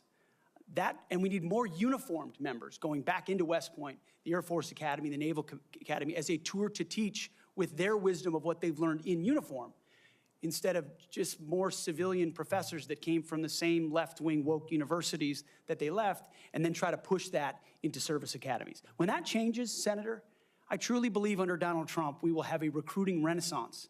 That sends signals to the world, to our enemies and our allies alike, that is America's back. And thankfully, then we have the men and women of our country willing to want to serve. Thank you, and it's about attitude too, and I love your attitude. You've got to be motivated. You've got to understand that people, they will hook up with you. They will understand and learn under their leaders. Why would you fight for a country that you don't love? That's what I keep hearing from a lot of our college kids that they're getting from these woke universities that they go to. Now, and I worked at a lot of them. That is one of the excuses I get from our kids. We've got to break that. Another one, according to the Pentagon, between 2001 and 2024, the number of civilian employees in the Office of the Secretary of Defense has nearly doubled from 1,500 to 3,000. Civilians on Joint Chiefs has increased from 191 to almost 1,000. Our military end strength goes down. Our staff numbers are exploding. What are you going to do about that? Senator, we're going to address that. We won World War II with 7 4-star generals. Today we have 44 4-star generals. There's an inverse relationship between the size of staffs and victory on the battlefield. We don't need more bureaucracy at the top. We need more warfighters empowered at the bottom. So it's going to be my job working with those that we hire and those inside the administration to identify those places where fat can be cut so it can go toward lethality. Thank you, Senator Tuberville. Senator Peters. Thank you, Mr. Chairman. Mr. Hegseth, welcome to this committee. Thank you. You know, we have far too much partisanship in our country right now. I think it's eating away at the fabric of what has always made this country great, about bringing people together from all sorts of backgrounds, all sorts of experiences. And we know that in our motto, together as one, we are strong. And so we in this committee, and certainly I speak for myself, but I think I speak for many of my colleagues, want to take partisanship out of this proceeding as much as we can. I'm not naive. It's out there. I get it. But we've got to try to take that out.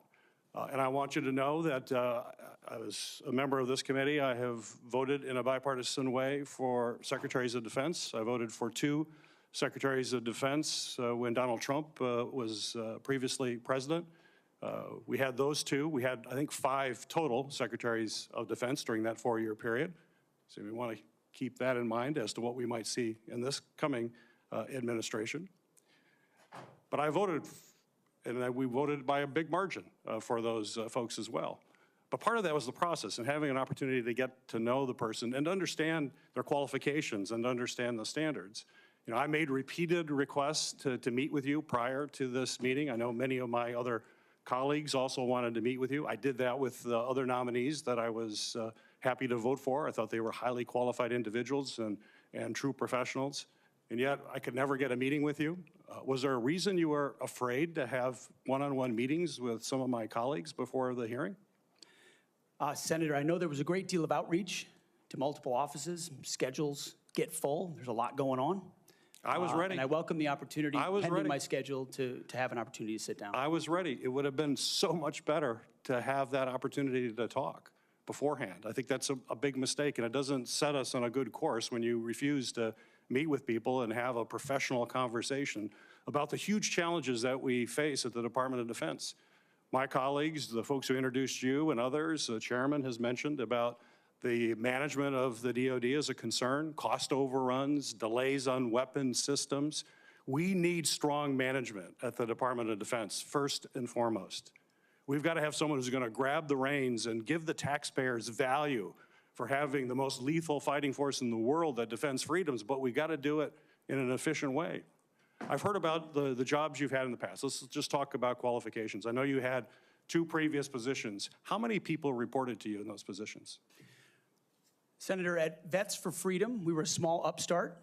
Our focus was just the number, working please. on Capitol Hill, going back to the battlefield Just to the support number. warfighters. Just the number, please. We probably had 8 to 10 full-time staff and lots of volunteers. So you had 8. Has there been any other, we've heard about the 2, and certainly there's been a lot of talk about the mismanagement, et cetera, et cetera. I'm just curious, I won't go into that, just curious. So you had 8 there.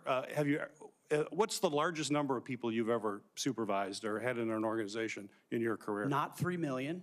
No, I don't expect that. No one, very few people have ever had that experience, but how many? It's a straight-up question. I think we had over 100 full-time staff at Concerned Vets for America, roughly, with thousands of volunteers. So 100 people. I was also a headquarters company commander, which would have been Okay, that's fine. a couple of hundred. So nothing remotely near the size of the Defense Department, I would acknowledge that. Actually, not remotely near even a medium-sized company in America, let alone a big company in America, especially a major corporation.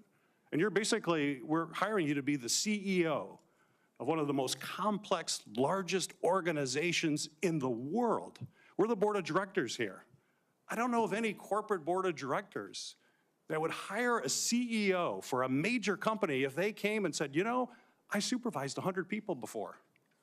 They'd ask you, well, what kind of experiences you had? We need innovation. Can you give me an experience or your actual experience of driving innovation in an organization? Give me an example of where you have done that. Oh my goodness, Senator, absolutely. At Concerned Veterans for America, we created the Fixing Veterans Healthcare Task Force, a bipartisan task force that had never been done before, to create policy, to drive policy change on Capitol Hill that organizations fought ferociously against. We got the VA Accountability Act passed and the Mission Act passed in a way that a nonprofit of our size, veterans organization, has never done. And that's testified in all the letters that we put forward to the committee, which are on the record. I have limited time. Thank you for that. Give me an example of where you've driven down cost. I've heard the examples that Senator Blumenthal gave. The cost was a real problem for you in your 50-person organization that you actually raised a lot less than what you actually spent. Did you drive costs down? If in a 50-person organization, let me tell you, we've got to drive costs down dramatically in an organization of 3 million people and hundreds of billions of dollars. You don't have that experience that you can talk about. To me, this is, or acquisition reform. Acquisition reform, you bring that up. Have you had experience in acquisition reform? I've written about and studied on acquisition reform. Have you actually done it? Because what we need in the hands of our warfighters better change because we're not doing it well right now. It better, and we need people who have experience actually doing that. You know, you talk about standards. Again, I'm going to go back to CEO of the most complex organization in the world. I don't think there's a board of directors in America that would hire you as a CEO with the kind of experience you have on your resume. You talk about standards. You talk about raising or lower, that we have a problem of standards in the DOD, and we have to raise standards for the men and women who serve. Do you think that the way to raise the minimum standards of the people who serve us is to lower the standards for the Secretary of Defense, that we have someone who has never managed an organization more than 100 people is going to come in and manage this incredibly important organization and do it with a professionalism and has no experience that they can tell us that they have actually done that? I have real problems with that. This is not about other issues that are brought up. They're all very important. I'm just about trying to get things done, managing efficiently, and having the best people who have demonstrated that in a large organization. And I'm sorry, but I don't see that in your background. There are a lot of other things you can do very well. You're a capable person, but you have not convinced me that you're able to take on this tremendous responsibility with a complex organization and having little or no significant management experience. Senator, I'm grateful to be hired by one of the most successful CEOs in American history, should I be confirmed. Mr. Hegseth, it seems to me that you've supervised far more people than the average United States senator supervises typically.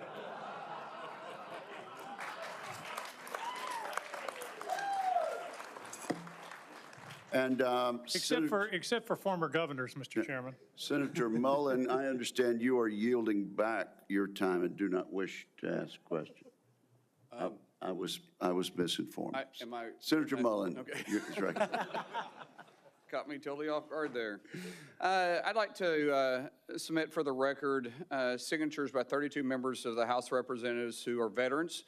The signatures call on the Senate to honor the constitutional duty of advise and consent by conducting a fair, thorough confirmation process that evaluates his nomination solely on the substance and merits.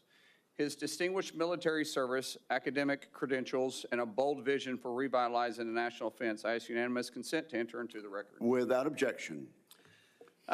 You know, there's a lot of talk going about, talking about qualifications and then about us hiring him if we are the board, but there's a lot of senators here I wouldn't have on my board because there is no qualifications except your age, and you got to be living in the state and you're a citizen of the United States to be a senator.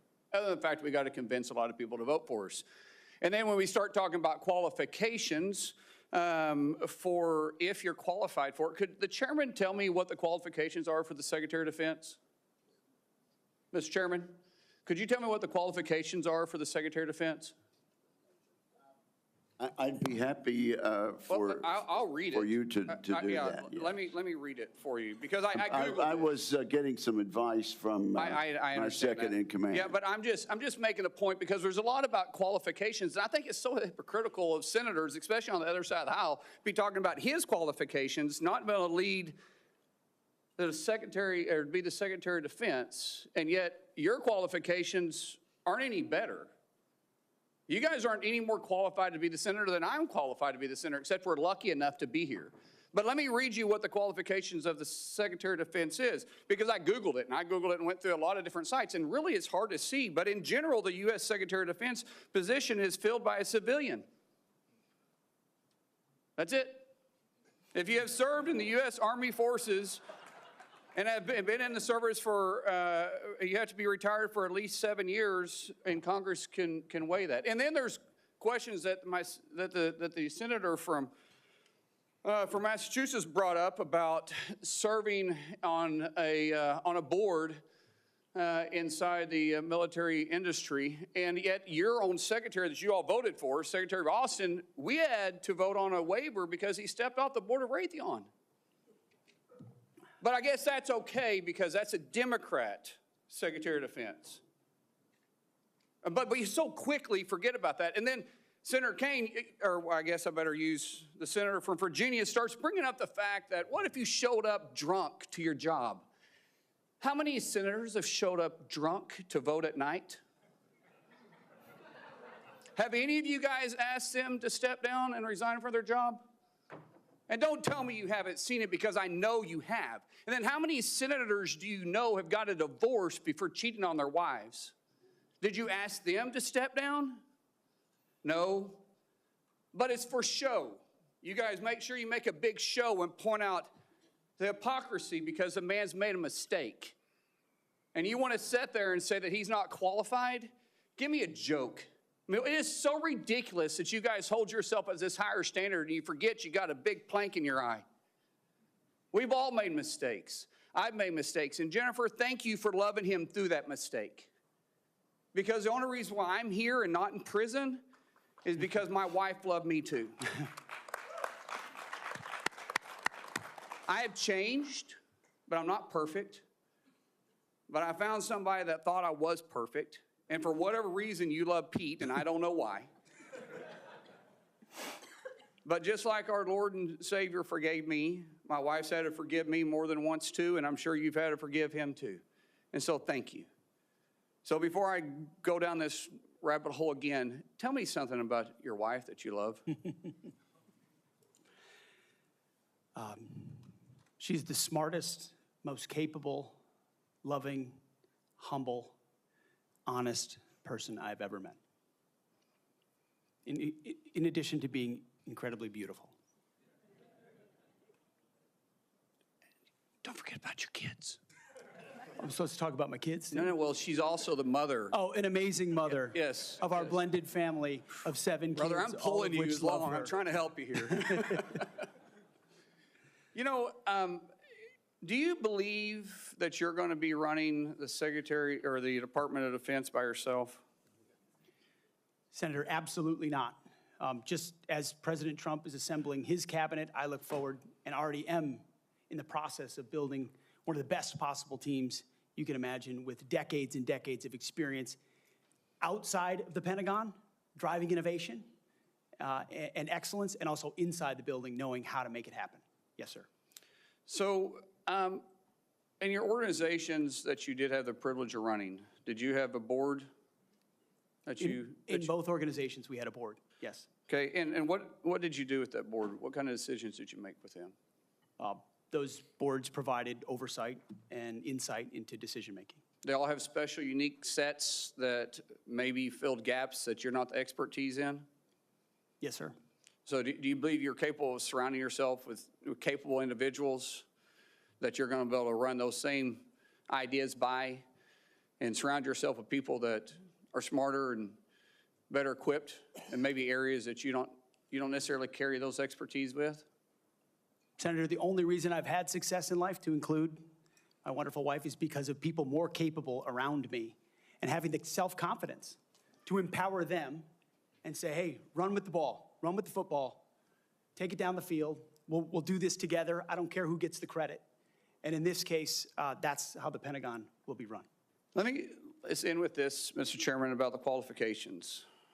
You got a man who has literally put his butt on the line, who served 20 years in the service, multiple deployments,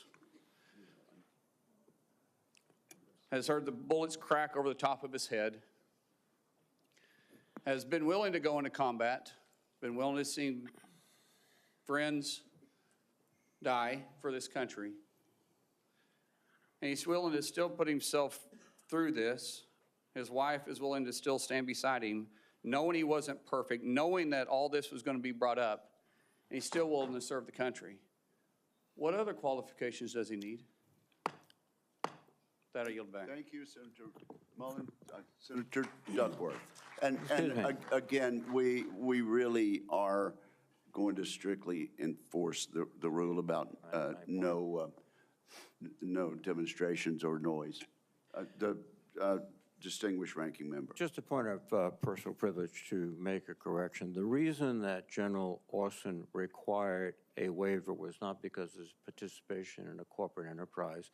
It was because he did not have 7 years of interruption between his service and his appointment. Second point is that if any of us were appointed as Secretary of Defense, we would be subject to the same types of questions. And the case in point is Senator John Tower was nominated for Secretary of Defense. It was discovered by his colleagues that his behavior was not commensurate with the responsibilities despite his service, and he was voted down. Thank you. Thank you, Mr. Chairman. Senator Duckworth, you are recognized. Thank you, Mr. Chairman. And also, Secretary Mattis had to have this waiver as well. Mr. Hegseth, this hearing is about whether you are qualified to be Secretary of Defense, and one of the qualifications, to answer my colleague's question, is to actually win the votes of every member of this committee and to be confirmed by the United States Senate. And you need to convince us that you're worthy of that vote, because the people of the state of Illinois voted for me to be their senator so that I could cast that vote when it comes to picking who is going to be the next Secretary of Defense. This hearing now seems to be a hearing about whether or not women are qualified to serve in combat, and not about whether or not you are qualified to be Secretary of Defense. And let me just say that the American people need a SecDef who's ready to lead on day one. You are not that person.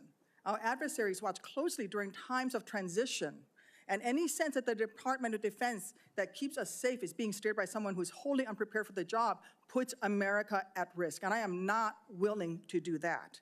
With that in mind, Mr. Hegseth, I want you to try to explain to the American people, this committee, who have to vote for you, and to our troops who are deployed around the world, why you are qualified to lead the Department of Defense. We already know that you've only led as large as a 200-person organization. We already know that you so badly mangled a budget that after you left, they had to bring in a forensic accountant to figure out what went wrong, and that the largest budget you ever managed was about $18 billion. You know, that is about 51,560 times lower than the Department of Defense budget of $825 billion. $16 million is 51,568 times smaller than the defense budget. Please describe to me, Mr. Hegseth, you talk about DOD passing an audit. Please describe to me a time or an organization when that you led underwent an audit, because you say you're going to hire smarter people than you to run this audit. I'm not asking you to be an accountant. I want you to be able to tell me what kind of guidance will be given to those employees, what will happen whether or not you pass that audit. Have you led an audit of any organization, yes or no? I don't want a long answer, yes or no. Have you led an audit of any organization of which you were in charge? Senator, in both of the organizations I ran, we were always completely fiscally responsible. Yes or with the no, money did that you we lead had. an audit? And the way Yes my or leadership no, has did you lead been an audit? stated Yes or has no? been completely What are you afraid of? You mischaracterized. can't answer this question. Yes or no, did you lead an audit? Do you not know this answer? Senator, Yes every or part no? of my leadership Yes of these or no? organizations Yes has or been no, did you lead an audit? misrepresented I will from take top that to as a no. bottom. What were the findings? So there were no findings because you've never led an audit. What guidance did you give the auditors? None, because you've never led an audit. Nobody expects you to be an accountant, Mr. Hegseth. What we expect is for you to understand the complexity of this Pentagon budget process that is absolutely necessary to outfit our warfighters. Look, the Secretary of Defense is required to make quick decisions every single day that, well, with high-level information that's being provided for them. A Secretary of Defense has to have breadth and depth of knowledge. Right now, I am concerned that you have neither. Mr. Hegseth, what is the highest level of international negotiations that you have engaged in, that you have led in? Because the Secretary of Defense does lead international security negotiations. There are three main ones that the Secretary of Defense leads and signs. Can you name at least one of them? Could you repeat the question, Senator? Sure. What is the highest level of international security agreement that you have led? And can you name some that the Secretary of Defense would lead? There's three main ones. Do you know? I have not been involved in international security arrangements because I have not been in government other than serving in the military. So my job has been to So no, the lead answer is men no. and Can you women in name one of the combat. three main ones that the You're Secretary talking of about Defense defense signs? arrangements. I mean, NATO might be one that you're referring to. Status of Forces Agreement would be one of them. Status of Forces Agreement. I've been a part of teaching about Status of Forces Agreements. But you don't inside remember to Afghanistan. mention it? You're not qualified, Mr. Hegseth. You're not qualified. You talk about repairing our defense industrial complex. You're not qualified to that. You could do acquisition and cross-servicing agreements, which essentially are security agreements. You can't even mention that. You've done none of those. You talked about the Indo-Pacific a little bit, and I'm glad that you mentioned it. Can you name the importance of at least one of the nations in the ASEAN, and what type of agreement we have with at least one of those nations? And how many nations are in ASEAN, by the way? I couldn't tell you the exact No, you amount of couldn't, nations because in you've that, not but I even know we have bothered to allies do- in South Korea and Japan and in AUKUS with Australia, trying to work on submarines with them. Mr. and data Hegseth, transfers none with of those them. countries We are have in allies ASEAN. across. None of those three countries that you've mentioned are in ASEAN. I suggest you do a little homework before you prepare for these types of negotiations. Listen, Mr. Hegseth, this is, we ask our troops to go into harm's way all the time. We ask them to go into harm's way. And this behind me is a copy of the Soldier's Creed, a copy that usually hangs over my desk here in the Senate, and you should be familiar with it. It's the same copy that hung over my desk at Walter Reed every single day that I woke up and fought my way back because I wanted to go back and serve next to my buddies who saved my life. This same copy, these words are repeated over and over and over again.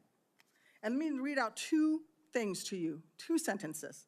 I will always place the mission first, and I am disciplined, physically and mentally tough, trained and proficient in my warrior task.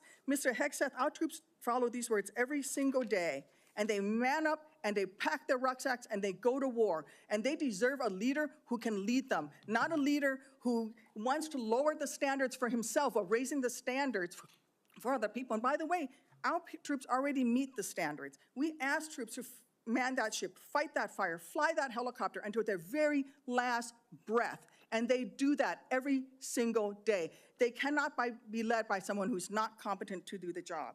How can we ask these warriors to train and perform the absolute highest standards when you are asking us to lower the standards to make you the Secretary of Defense simply because you are buddies with our president-elect? And by the way, he has filed for bankruptcy 6 times. I'm not quite sure he's the kind of CEO you want to refer to as a successful businessman. Let me make it clear. You can't seem to grasp that there is no U.S. military as we know it without the incredible women that we serve. Women who've earned their place in their units. You have not earned your place as Secretary of Defense. You say you care about keeping our armed forces strong and that you like that our armed forces are meritocracy, then let's not lower the standards for you. You, sir, are a no-go at this station. Thank you, Senator Duckworth. I would like to submit for the record a letter submitted by Mr. Brian Marriott that says anyone who would claim that Pete mismanaged funds at Vets for Freedom is ignorant of the facts. Without objection, it will be admitted to the record. Senator Budd. Thank you, Chairman Wicker, and congrats on your chairmanship of this committee. I want to thank you for your leadership and your handling of this today. I think you're doing a great job. So I want to also submit, for the record, a letter submitted by Mr. Daniel Catlin, the former operations manager at Vets for Freedom. Mr. Catlin's letter states that Mr. Hegseth and Mr. Catlin conducted weekly meetings to meticulously review every dollar that the organization spent. Pete's hands-on approach and dedication to financial responsibility ensured that Vets for Freedom operated within its budget. Mr. Catlin's letters also states that Pete treated his staff with the utmost respect, regardless of race or gender. So I ask unanimous consent to enter this into the record, Mr. Chairman. Without objection, so ordered. Thank you. Mr. Hegseth, congratulations on your nomination. Thanks for appearing before the committee today. I enjoyed meeting you in my office before Christmas, and I've enjoyed our friendship before that. You know, you stated in your advanced policy questions that the American people need to be informed, engaged, and inspired to join our military. I wholeheartedly agree with that. And we also have a problem, though, with obesity and falling academic standards. It's very concerning. We've talked about that before. So if confirmed, how would you approach increasing the number of Americans eligible to serve in the military, but without lowering standards? Well, Senator, I think there are already, to the credit of, I believe, the Army and other services have now caught up to that, which have piloted programs that have had some success, that have allowed young Americans who want to serve in the military but can't necessarily pass the ASVAB or pass the APFT to get into basic training, an opportunity to get caught up, a preparatory class. Sure. Unfortunately, yes, we do have a problem of obesity in our country, not necessarily something that if I'm confirmed, Secretary of Defense is able to address. But I do think leading from the front matters. I do think having a Secretary of Defense that will go out and do PT with the troops matters, that has been out there and done that before. And hopefully that's a motivating factor for young people. But the reality of obesity and criminal backgrounds and medical problems have long been an issue of recruitment in America, unfortunately. What changed is the perception of military service because of the condition of the services, and frankly, because of, in some ways, the way our schools don't teach young people to love the country anymore. And if you don't love the country, why do you want to serve that country? That's a deeper problem. But all of those things need to be addressed to revive recruiting, and obesity is certainly a part of it. Thank you for that.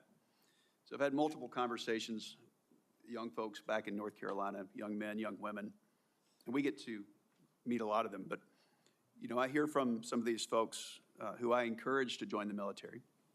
They say that they're concerned that it's become politicized.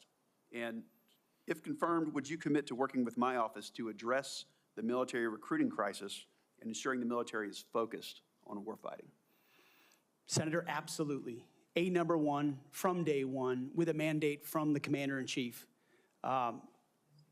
who received that mandate when Americans spoke out loudly and said, we want peace through strength, we want America first foreign policy, and we don't want political ideology driving decisions inside our Defense Department. That was clear. It's an infection that the American people are acutely aware of, which the men and women in this room have lived firsthand. I've lived it firsthand.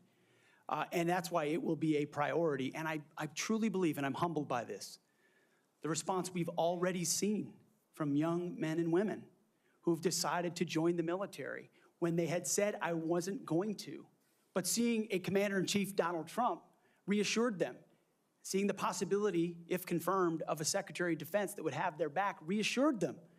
And so in the first couple of months after President Trump's election, we have already seen, the numbers are there, a recruiting surge in all the services that I would welcome the opportunity to continue.